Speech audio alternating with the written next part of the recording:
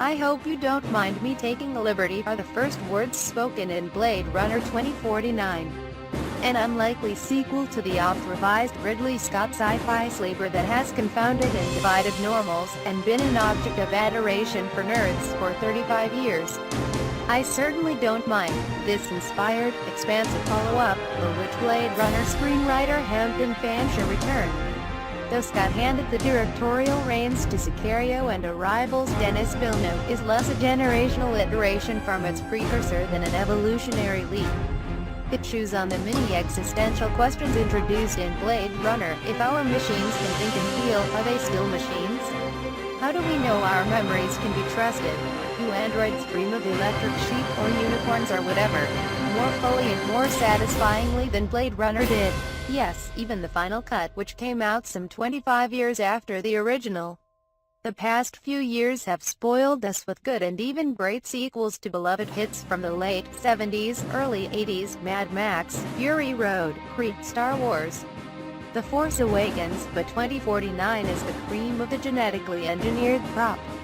It doesn't just remind you of what you loved about Scott's weird but unshakable hybrid of film noir and cyberpunk before it had a name, or even require you to have seen it necessarily. It takes the grubby, thoughtful world-building and hyperkinetic imagery of the 1982 landmark and gives it, at long last, a story to match. 2049 runs 45 minutes longer than its precursor, but feels shorter. It's the best philosophical gumshoe movie since Memento and the best dystopian future flick since Children of Men. It's an astonishing achievement, and like Dunkirk, it's worth the tariff you'll pay to experience it on the largest, sharpest screen you can find. Part of its impact, of course, is that Blade Runner's brand hasn't been diluted in the intervening decades by other deflating sequels, even though its influence has been everywhere. For a generation or so, there was little presumptive demand for a follow-up to the 27th highest-grossing film from the year when E.T., Tootsie and an Officer and a Gentleman ruled the box office.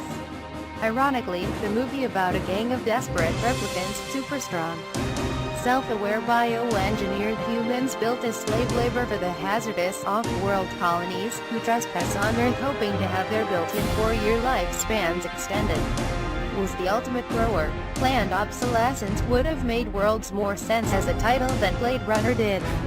The new movie does not explain the origin of that sexy-sounding idiom, nor does it dispel any of the glorious mysteries in the margins of the old one. Like what a fifth murder squad is, one could hazard a guess, or what C-beams or the Tannhauser Gate are, no idea.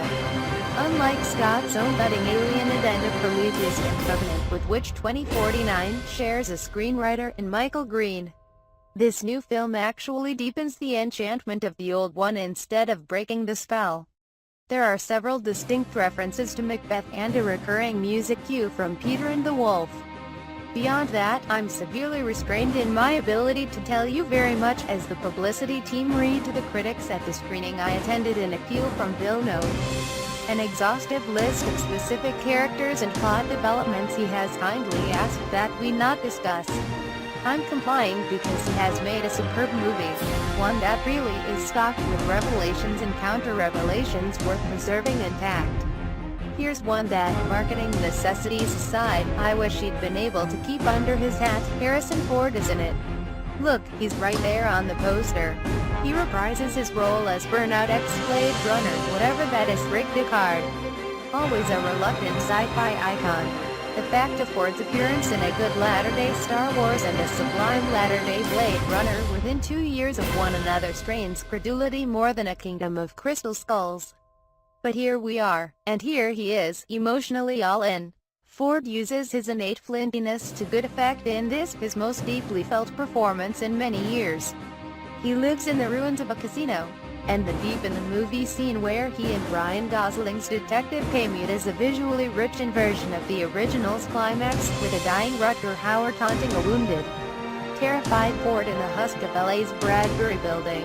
I've been there. There's a plaque on display celebrating the place's major role in Blade Runner. The whole movie is like that. It is echoes, not callbacks. It does not rely on nostalgia, even though Blade Runner, with its 2019 by way of 1940 aesthetic, was pickling in it. 30 years after the events of the first film, Earth is in even worse shape. Though a genetic designer played with properly modulated flamboyance by Jared Leto has solved the basic problem of famine. Little airborne recording devices orbit his head like moons around a planet. Part of the solution, of course, was lifting the prohibition on replicants. But his new models are far less prone to rebellion and patricide than the Tyrell Corporation's seriously emo Nexus 6s were. There are still some old rogue units around, which is why the LAPD needs its K. Outside Greater Los Angeles, a massive wall keeps the rising Pacific Ocean from swallowing the city, and an orphanage full of child slaves picks through mountains of garbage looking for salvage. For the more fortunate ones, life has become a hierarchy of machines.